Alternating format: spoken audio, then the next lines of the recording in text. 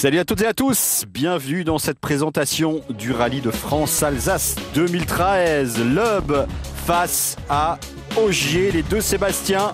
Passage de témoin en Alsace très certainement.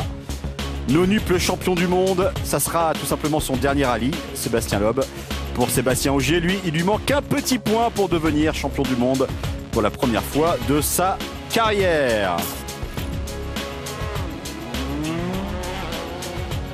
Nous irons voir du côté de Michelin au niveau des pneumatiques comment on se prépare pour le deuxième rallye asphalte de la saison. Mais avant cela, eh bien, on va revenir sur ce qui s'est passé en Australie à la mi-septembre.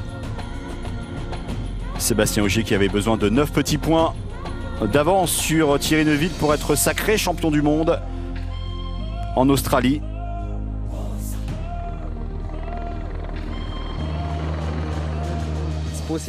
Oui, c'est possible ce week-end, mais il va falloir qu'on travaille dur. Les spéciales à travers le bush et les forêts d'eucalyptus. Sébastien Ogier qui va remporter 19 des 22 spéciales en Australie, tout simplement. Dès la première étape, 20 secondes d'avance pour Ogier sur Mikko Hirvonen. Thierry Neuville qui découvrait ce rallye d'Australie. En troisième position, juste derrière Hirvonen. Chris Mick, lui, remplaçait Dani Sordo, plutôt spécialiste de l'asphalte, l'Espagnol. Pour Chris Mick, le Britannique, ça va plutôt mal se passer. On le verra un petit peu plus tard. Un Thierry Neuville qui va terminer une demi-seconde à la fin de la première journée devant Chris Mick pour la troisième place. Sébastien Ogier qui se rapproche du titre.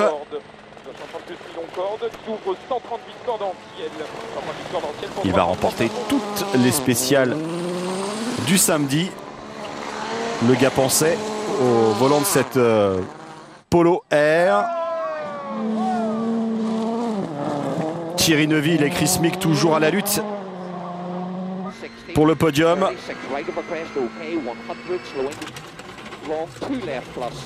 Mais la première erreur, eh bien, c'est Chris Mick qui va la commettre. 7 tonneaux dans le fossé.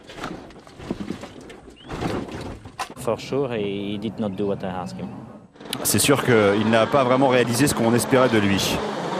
Yves Maton, plutôt laconique. Mikko Hirvonen qui a remporté déjà à 3 reprises ce rallye d'Australie dans sa carrière. Deuxième place pour le Finlandais. La dernière spéciale, si l'ordre du rallye reste ainsi, c'est-à-dire deuxième place pour Hirvonen et troisième place pour Neuville, Sébastien Ogier sera sacré.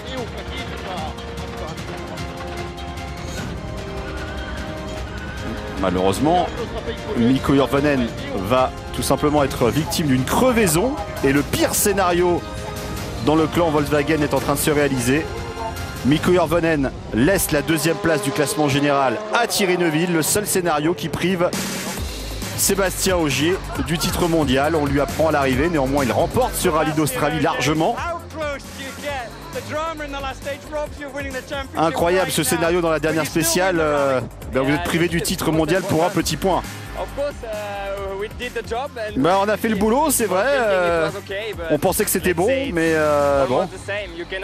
On peut pas dire officiellement qu'on est champion du monde, mais c'est quasiment fait. C'est un rallye parfait pour nous. L'équipe marque énormément de points dans le classement constructeur, donc c'est très bien. 6e victoire de la saison pour Sébastien Ogier avec 1 minute 32 d'avance pour Thierry Neuville. Et oui, parce que Mikko Hirvonen a perdu une trentaine de secondes dans cette crevaison, le Finlandais, vraiment, lors de la dernière spéciale. Et maintenant, la position au championnat du monde. Il faudrait que Sébastien Ogier ne termine pas les 3 derniers rallyes et que Thierry Neuville remporte tous ces rallyes, plus les Power Stage. Le break est fait également pour Volkswagen au classement constructeur devant Citroën.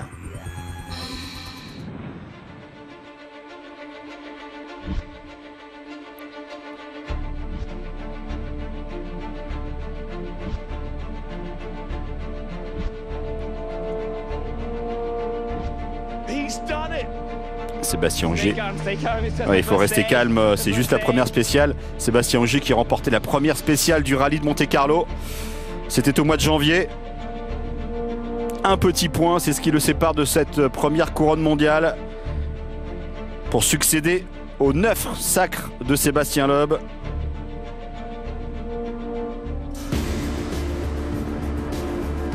Six victoires dans sa saison. Loeb, lui, ça sera tout simplement son jubilé, son dernier rallye sur sa terre alsacienne.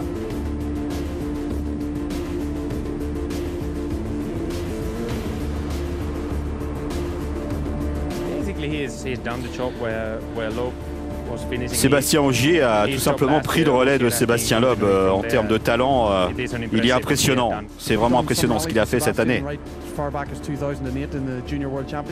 Je côtoie Sébastien Ogier depuis 2008, depuis le championnat du monde junior, et depuis ça devient la référence pour tout le monde. On a vu sa vitesse en 2011 avec la Citroën, et pour moi c'était pas vraiment une surprise de le voir si rapide. C'est vraiment le pilote du moment. On revient en 2008 avec Sébastien Ogier qui débarque sur la scène du WRC avec ce titre de champion du monde junior en poche sur la Citroën C2.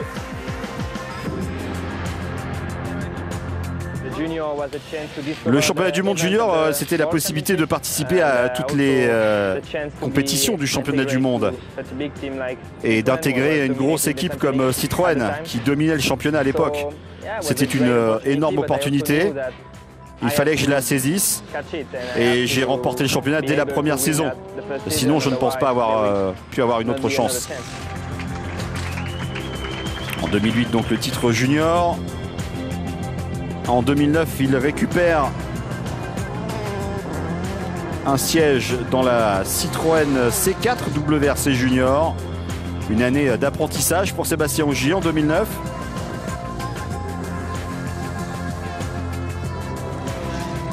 Et il remporte sa première victoire en WRC en 2010. Bien sûr, mon prochain objectif à l'époque, c'était de remporter un rallye WRC, et c'est ce que j'ai fait au Portugal en 2010, devant Sébastien Loeb. C'était une sacrée bataille entre tous les deux, jusqu'au dernier jour, quasiment jusqu'au dernier kilomètre. Et dans ces conditions-là, s'imposer, c'était une grosse satisfaction. Et cette saison-là, on s'est également imposé au Japon. Et la saison d'après, on a intégré l'équipe principale. Donc cette victoire au Portugal en 2010, c'était une étape essentielle dans ma carrière. Il rejoint donc l'équipe officielle Citroën en 2011. Et tout de suite, eh bien, la lutte entre les deux pilotes Citroën va être intense, avec des consignes d'équipe. Et des consignes qui seront révélées au public en 2011 en Allemagne pour laisser passer le leader de l'équipe Sébastien Loeb au profit d'Ogier. Au début de l'année, on a signé un contrat où je devais avoir les mêmes chances que lui. Apparemment, quelque chose a dû changer, donc j'aurai peut-être plus d'informations pour préparer mon futur.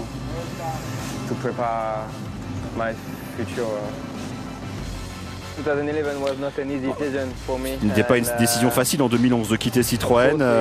On a eu ce problème en fin de saison, un problème politique à l'intérieur de l'équipe. Ça a changé ma vision du futur. Je pensais pouvoir rester dans la même équipe la saison d'après, mais je ne voulais plus piloter dans ces conditions-là. Et donc j'ai pris la direction de Volkswagen. Et maintenant, tout cela paye en 2013. Je suis vraiment fier de ce qu'on a pu accomplir avec cette équipe. Après 2013, l'avenir semble radieux pour Sébastien Ogier, tellement il a dominé cette saison. Ce titre 2013 qui lui tend les bras maintenant. J'y travaille depuis quelques années maintenant. Ça a toujours été un rêve de devenir champion du monde. Il faut toujours se fixer des buts très élevés pour aboutir. J'adore mon travail, je m'amuse, j'adore ce sport, c'est juste fantastique. Je vis mon rêve éveillé et donc eh bien, on va récolter ce titre cette année dès la première saison. L'équipe a fait un boulot extraordinaire et je veux célébrer cette victoire avec eux.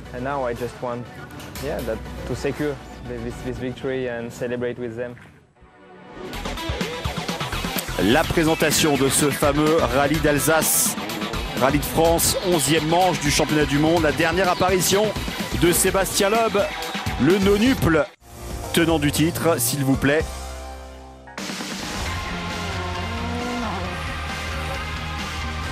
Un petit point sur les pneus avec Michelin. Des pneus bien spécifiques pour l'asphalte. Il reviendra sur les 15 dernières saisons de Sébastien Loeb au sommet.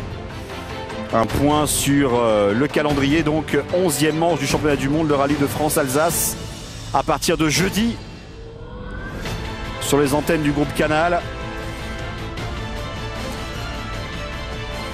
Sébastien Ogier à la recherche de ce point qui le sépare du titre mondial. Le dernier rallye de Sébastien Loeb avant de se consacrer exclusivement au circuit. Bref, le mano à mano entre les deux hommes, les deux Sébastien, les deux Français, qui va atteindre son paroxysme. Pour la 4e fois de son histoire, le rallye d'Alsace devient le rallye de France. Après, bien sûr, l'ancien mythique Tour de Corse. L'événement qui est basé autour de Strasbourg, la capitale alsacienne.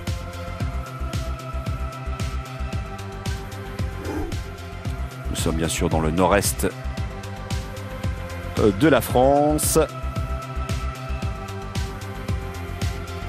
L'assistance principale autour du Zénith de Strasbourg. 20 spéciales, 312 km de secteur sélectif avec la Power Stage qui sera la première spéciale autour du Parlement européen de Strasbourg. Ça sera jeudi soir sur l'antenne de Canal+ Sport à partir de 18 h.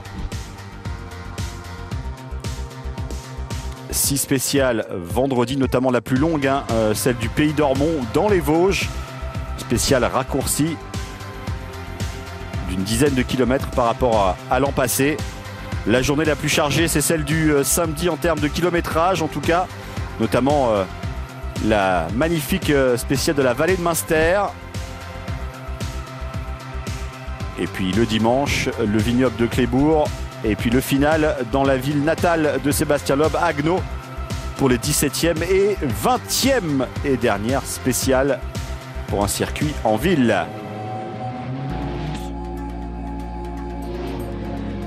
Le rallye de France, bien sûr, l'un des rallyes fondateurs du championnat du monde des rallyes. Depuis 1973, c'était le rallye de Corse à l'époque.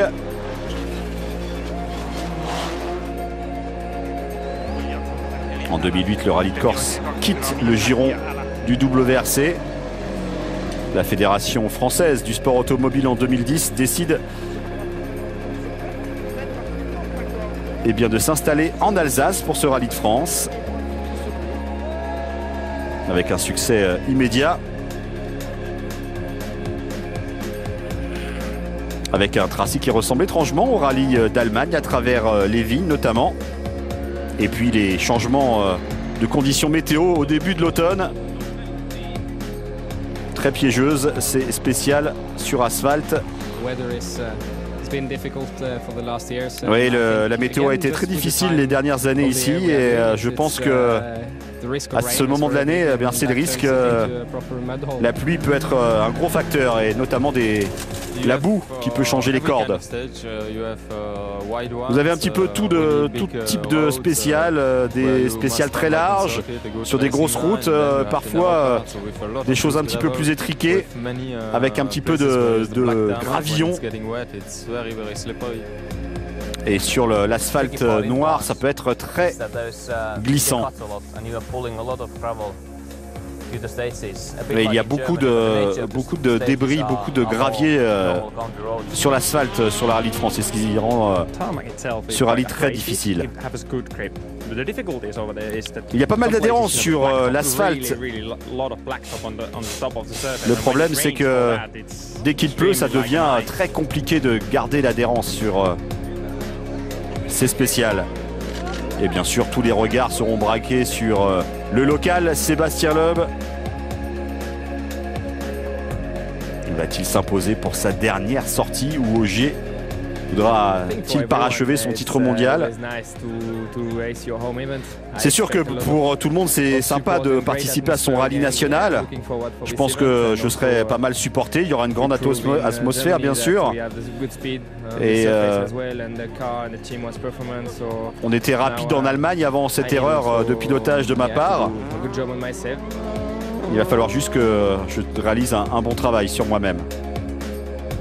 Il ne faudra pas non plus oublier Dani Sordo qui s'est imposé en Allemagne, spécialiste de l'asphalte, le pilote espagnol de chez Citroën.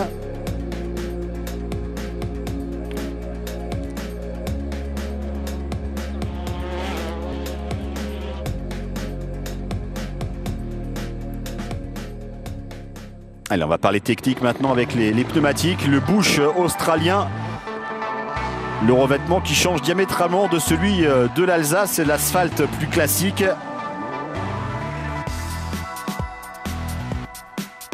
On a notamment des suspensions plus solides, des freins également plus larges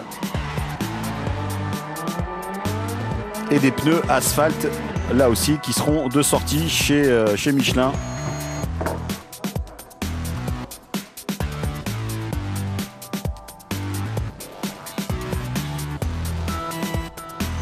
Et bien sûr, il faut développer un pneu qui fonctionne à la fois en conditions mouillées et conditions sèches.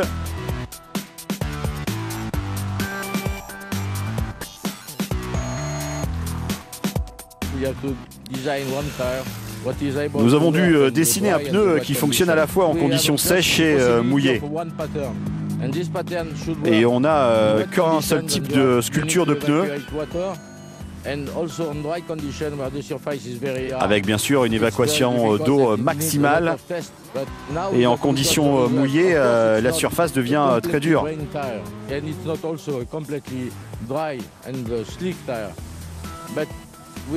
Il faut tout simplement réaliser un compromis entre le mouillé et le sec. Le règlement FIA qui stipule qu'un maximum de 23% du pneu peut être sculpté.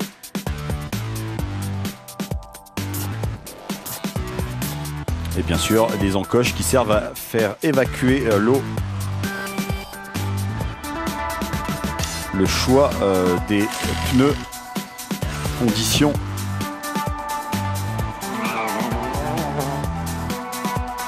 Impératives pour signer de bons chronos. Les pneus soft ou les pneus hard.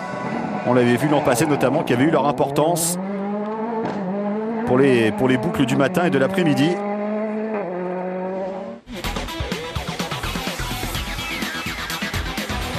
On l'a dit, le dernier rallye de Sébastien Loeb après 9 titres mondiaux. De nouveaux défis qui attendent l'Alsacien. Nous reviendrons sur sa carrière extraordinaire dans quelques instants. On va faire également un point sur le classement du WRC2. Avant de parler bien sûr du duel Loeb-Ogier, WRC2 en Australie. Avec Yazid Al-Rajhi qui s'était imposé en Suède. Le Saoudien qui va détruire la direction de sa Fiesta alors qu'il était en tête du rallye dans cette catégorie du WRC2. Yuri Protasov qui était parti en tête à queue. L'Ukrainien qui va terminer en deuxième position après ses problèmes du début de rallye. Et finalement, c'est le Qatari Abdulaziz Al-Kouari qui remporte sa 3e victoire en WRC2 cette saison pour reprendre la tête du championnat. alors qu'il reste encore 3 rallyes à disputer en WRC2. Voilà, Al-Kouari, Protasov, Al-Rajhi, le trio de tête du WRC2. Robert Kubica, le Polonais, n'avait pas fait le déplacement en Australie. Kubica distancé de 17 points par Al-Kouari après la manche australienne. 15 ans après sa première participation à un rallye WRC, Sébastien Loeb donc tire sa révérence. 78 victoires, 116 podiums, 9 couronnes mondiales. Depuis 2004, Sébastien Loeb domine la discipline de main de maître. C'est tout simplement le plus grand pilote de rallye de l'histoire. Ça sera la fin d'une longue histoire entre Sébastien, le rallye et Citroën. Bien sûr, c'est une icône dans ce sport. Il a été tellement régulier sur toutes les surfaces. Je pense que la plupart des pilotes sont effrayés de l'affronter. Il faut être à plus de 100% pour pouvoir le battre. Ça a toujours été la référence, tout le monde a voulu le battre.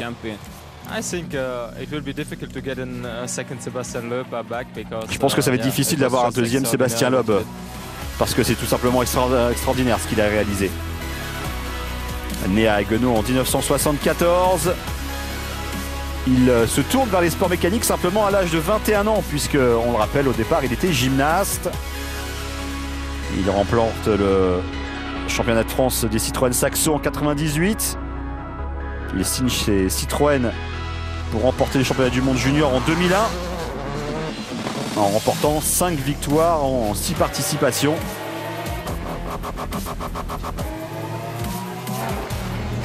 Il remporte sa première victoire en WRC en Allemagne en 2002 avec la nouvelle Citroën Xara. 7 titres consécutifs en Allemagne. Il est très spécial. Je pense qu'il continue de travailler pour améliorer sa machine. Un premier titre mondial qui va être obtenu par finalement Peter Solberg en 2003 pour un petit point.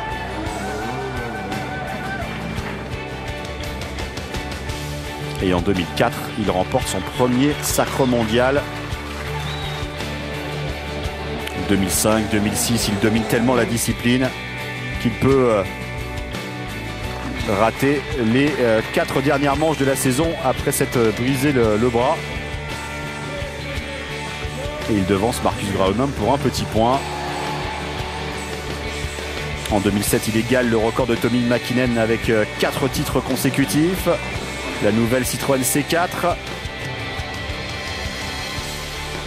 5e titre en 2007 après la retraite de Marcus Gronholm. La nouvelle star Mikko Hirvonen de chez Ford lui pose quelques soucis, c'est sa nouvelle rivalité. Mikko Hirvonen qui va perdre le titre mondial sur la dernière manche. Malgré tous ces titres, il est resté très concentré et son but était toujours de s'imposer. Il n'envisageait jamais la défaite. En 2010, il domine la discipline de main de maître. 8 victoires, 13 podiums en 14 rallyes. C'était incroyable de voir cela. Il a laissé aucune chance à personne. C'était assez fascinant de le voir à ce point d'excellence à ce niveau-là de sa carrière. En 2011, pour le 8e de rang. En 2012, il est rejoint par Mikko Hirvonen dans le team Citroën. Et il conquiert sa 9e couronne mondiale dans les rues d'Haguenau, chez lui, au Rallye de France-Alsace, sur notre antenne. En 2013, il décide de participer à 4 rallyes. On l'a vu s'imposer au Rallye de Monte-Carlo et au Rallye d'Argentine. Et il clôturera donc sa carrière en Alsace. Ça sera son dernier rallye. Il y aura un public immense. Et ça va être super excitant. Ouais, toutes les batailles entre nous, ça a été très serré. Et je pense que ça va être très serré encore une fois en France. Ça commence donc dès jeudi, la Power Stage dans les rues de Strasbourg, en direct sur Canal Plus Sport à partir de 18 h, vendredi et samedi en direct sur les antennes de Sport Plus, dimanche matin sur Canal et on terminera sur Sport Plus dimanche après-midi. Bye bye.